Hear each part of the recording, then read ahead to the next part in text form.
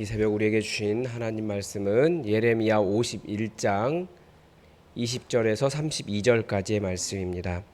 예레미야 51장 20절에서 32절입니다. 구약성경 1136면에 있습니다.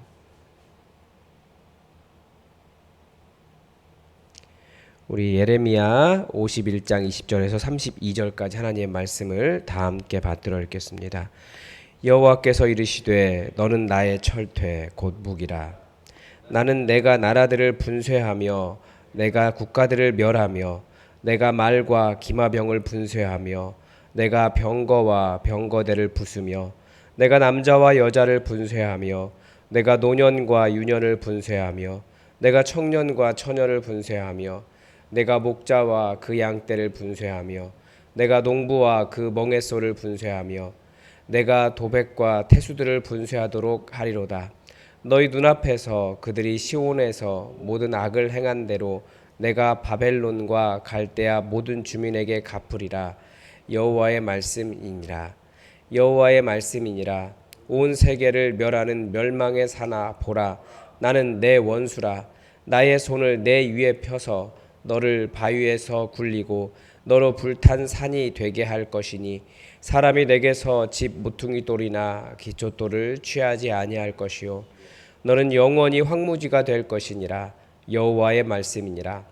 땅에 깃발을 세우며 나라들 가운데 나팔을 불어서 나라들을 동원시켜 그를 치며 아라랏과 민니와 아스그나스 나라를 불러 모아 그를 치며 사무관을 세우고 그를 치되 극성스런 메뚜기 같이 그 말들을 몰아오게 하라.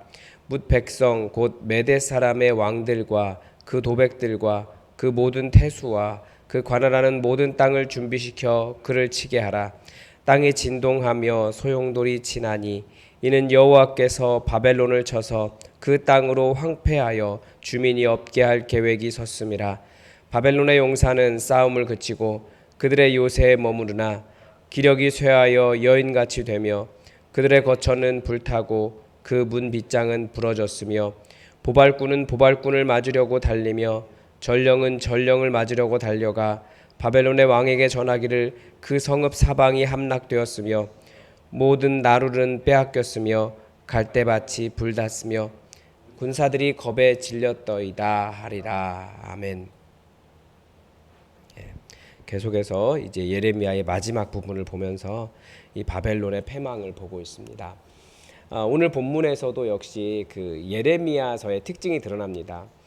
예레미야는 그의 예언을 이렇게 전개할 때 어떤 이미지를 사용합니다. 그래서 오늘 본문을 이해할 때도 아주 중요한 이미지는 멸망의 산이라고 하는 단어와 그 모퉁이돌, 기초돌 이런 단어입니다. 먼저 오늘 본문은 크게 두 부분으로 나눠져 있죠. 20절부터 24절까지 전반부 내용. 바벨론을 무너뜨리기 위해서 하나님께서 메대 사람들을 부르셔서 어떻게 사용하시는지를 보여주십니다. 20절부터 24절에서 여기서 너가 누구냐, 여기는 약간의 논란이 될 수 있습니다. 앞부분에서 메대 사람들을 이야기했기 때문에 바벨론을 무너뜨리는 메대다라고도 볼 수 있고 하나님께서 바벨론을 어떻게 사용하셨었는지 바벨론이라고도 볼 수 있습니다. 근데 어떻게 보든지 상관은 없어요. 하나님의 도구, 주로 이제 바벨론이라고 그렇게 보고 있는데 하나님의 도구로 사용된다라는 거죠. 나의 철퇴, 나의 무기, 군사 무기. 그래서 주변 세계를 분쇄하는, 멸하는 존재로 부르시는 것을 보여줍니다. 본문에서 계속 이야기하는 것이 분쇄하다라는 뜻이죠. 분쇄하다라는 겁니다. 그 하나님께서 하나님의 도구로 주변 세계를 정복하도록 이들을 분쇄기로 사용하신 겁니다.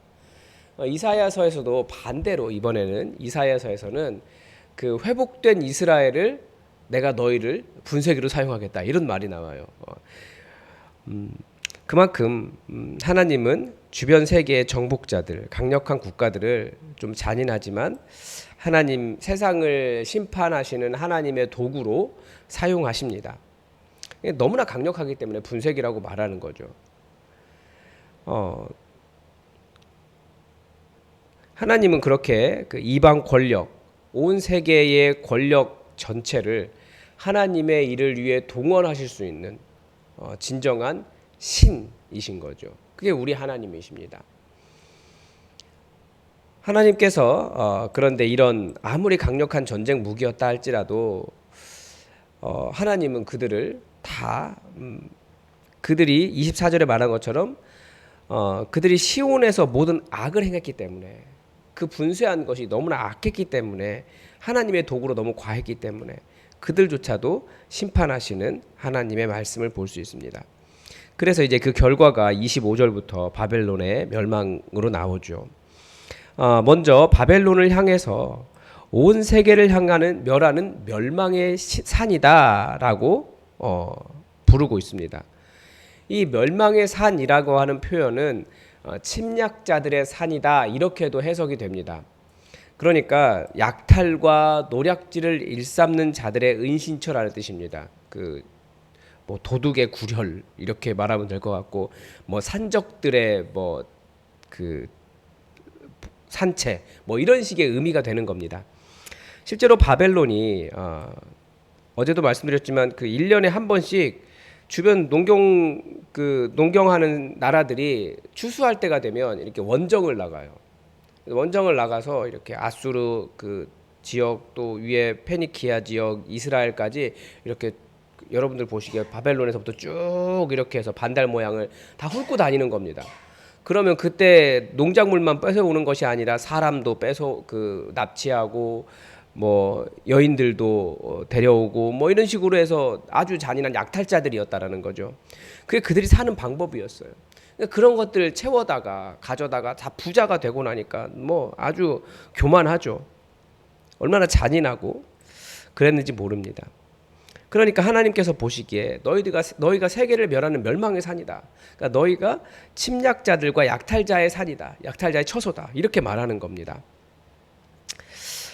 실제로 그렇게 많이 한 거예요. 이스라엘까지 오게 되는 거죠. 그런데 하나님께서 이제 그 멸망의 산에 그 도둑들의 산에 대적이 되시겠다라고 하십니다. 그래서 뭐라고 말씀하시냐면 봐라 어떻게 되는지 나는 너의 원수라.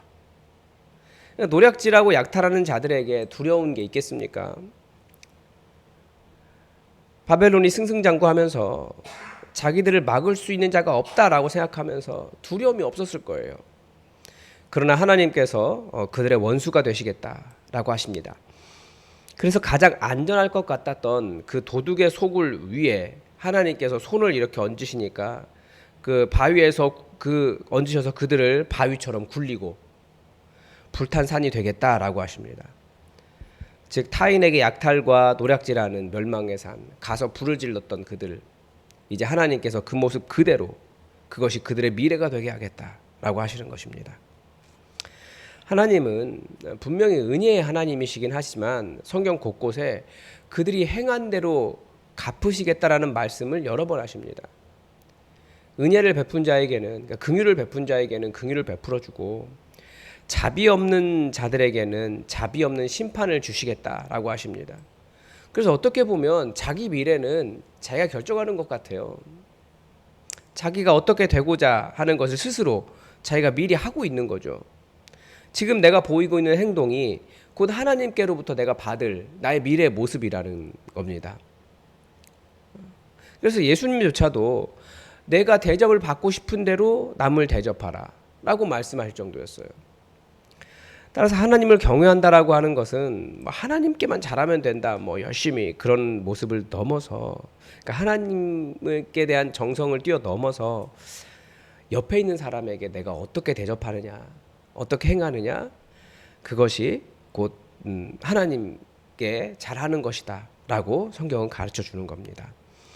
그래서 하나님을 두려워한다면 타인을 대할 때도 두려워하는 모습이 있어야 되고, 하나님을 사랑한다면 다른 사람에 대해서도 하나님의 사랑을 보일 수 있어야 됩니다.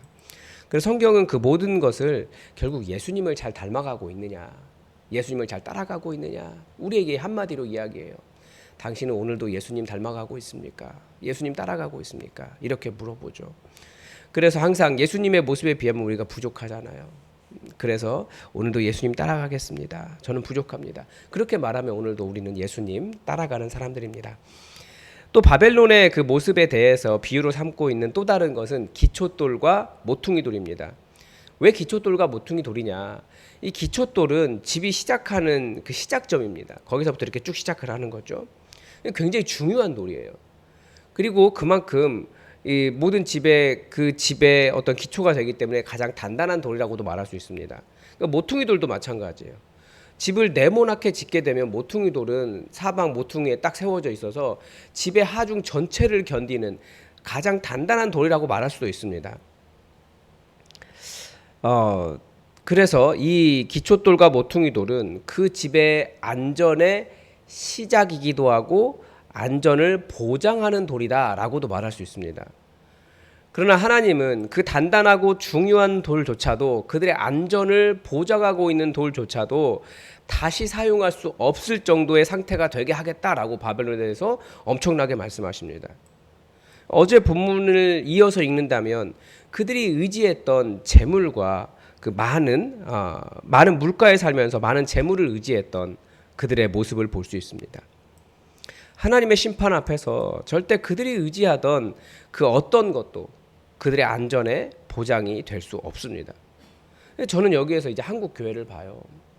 한국 교회가 저희도 교회를 지금 개척해서 이렇게 진행해 가고 있잖아요. 이제 뭐 6살 돼가지고 잘 성장하고 있는 것 같은데, 교회가 개척을 하면 가는 길이 거의 똑같습니다. 이제 큰 건물 짓는 방향으로 가요. 그런데 큰 건물 지어놓고 나면 어떻게 될까요? 목사님들이 그 지혜로우신 분들은 교회를 이렇게 살짝만 크게 짓습니다. 왜냐하면 많이 비어 있으면 채워야 되는 부담이 있거든요. 그런데 또 무리하게 크게 짓는 분들이 계세요. 그러면 어떻게 되느냐? 거기 채워야 되니까 이제 세상적인 마케팅 방법이 들어가는 거예요. 목회를 지금까지 교회가 여러 가지로 성장해 왔는데 교회를 성장시키는 비결이라고 하는 것들이 왜 없겠습니까? 그런 거 열심히 공부하거든요. 그런데 그렇게 하면 정말 성도를 돌보고 교회가 해야 될 일보다는 교회 목회가 왜곡돼요. 사람 채우는 데만 관심이 있으니까. 그럼 사람이 정말 하나님께서 보내신 어떤 가족으로 보이는 것이 아니라 오늘도 교회 채울 사람으로 보이는 거예요. 그러면 왜곡되는 거죠. 진정한 신앙은 생명을 내놓고 하는 것이기 때문에 사실 다수가 되기가 매우 어렵습니다. 그래서 예수님조차도 좁은 길로 가라라고 말씀하셨습니다. 그런데 큰 건물을 채우려면 거기는 좁은 길이 아니라 넓은 길이 되어야 돼요. 그래야 넓은 길로 많은 사람들이 오죠. 그래서 메시지가 편향되고 왜곡되고 하나님께서 원하신 정의보다는 세상에 자랑할 만한 것들, 주류를, 그런 것들을 지지하게 됩니다. 그리고 결국 교회조차도 어떻게 됩니까? 큰 교회 이루고 나면 그때부터는 이룩한 것에 만족하고 약간 목회자들이 좋아해요. 이렇게 막 내가 누리고 있는 것들, 내가 이런 거 이뤘어. 그리고 거기에 맞는 어떤 대우해주지 않으면 섭섭해하고. 그게 바로 예수님께서 지적하신 하나님의 일에 관심을 두지 않는 사람인 거예요. 그게 우상숭배의 본질이죠.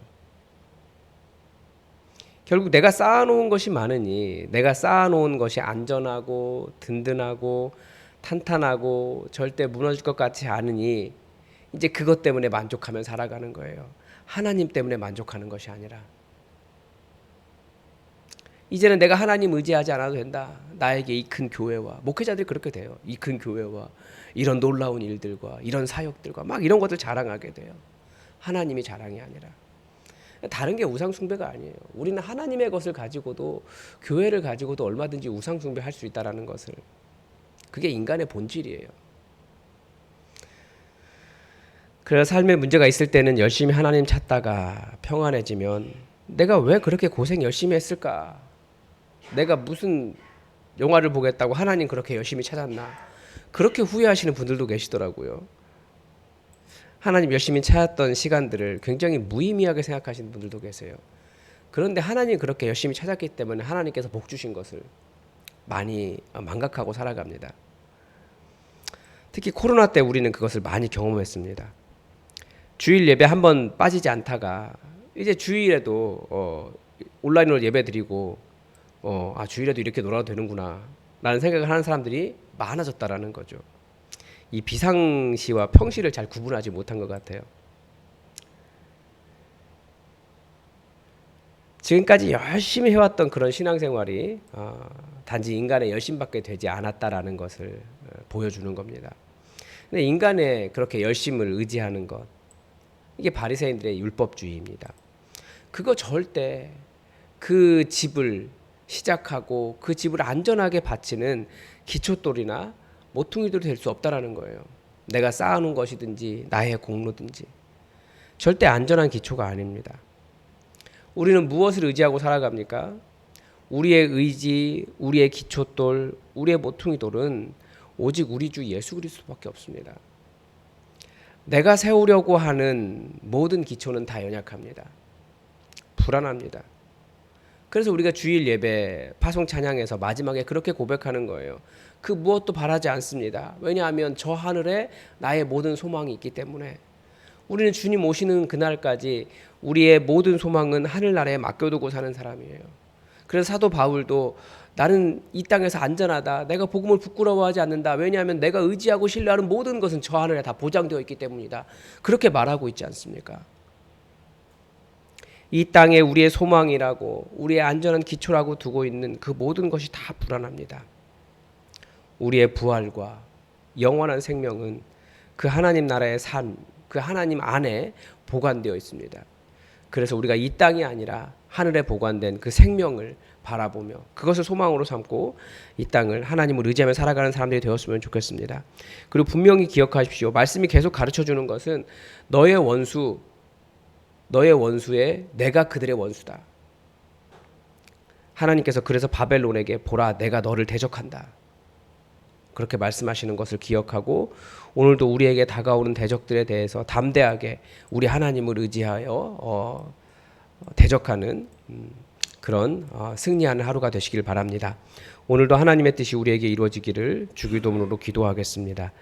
하늘에 계신 우리 아버지, 아버지의 이름을 거룩하게 하시며 아버지의 나라가 오게 하시며 아버지의 뜻이 하늘에서와 같이 땅에서도 이루어지게 하소서. 오늘 우리에게 일용할 양식을 주시고 우리가 우리에게 잘못한 사람을 용서하여 준 것 같이 우리 죄를 용서하여 주시고 우리를 시험에 빠지지 않게 하시고 악에서 구하소서. 나라와 권능과 영광이 영원히 아버지의 것입니다. 아멘. 여러분 오늘은 코로나 상황을 위해 좀 같이 기도했으면 좋겠습니다. 우리는 코로나가 그냥 감기 수준으로 생각하지만 여전히 코로나 때문에 생명을 잃는 분들이 계시더라고요. 특히 어르신들이 굉장히 취약합니다. 여러분 우리 교회 어르신들 코로나 걸리지 않도록 기도해 주시고 코로나가 우리의 삶을 위협하지 않도록 여러분 기도해 주십시오. 그리고 여러 가지 감염병과 질병들이 많은 이 세상 속에서 하나님께서 우리의 원수의 원수가 되어달라고 우리를 치유해달라고 기도해 주시기 바랍니다. 그리고 계속해서 우리 자녀들을 위해서 함께 기도해 주시기 바랍니다. 다 함께 기도하겠습니다.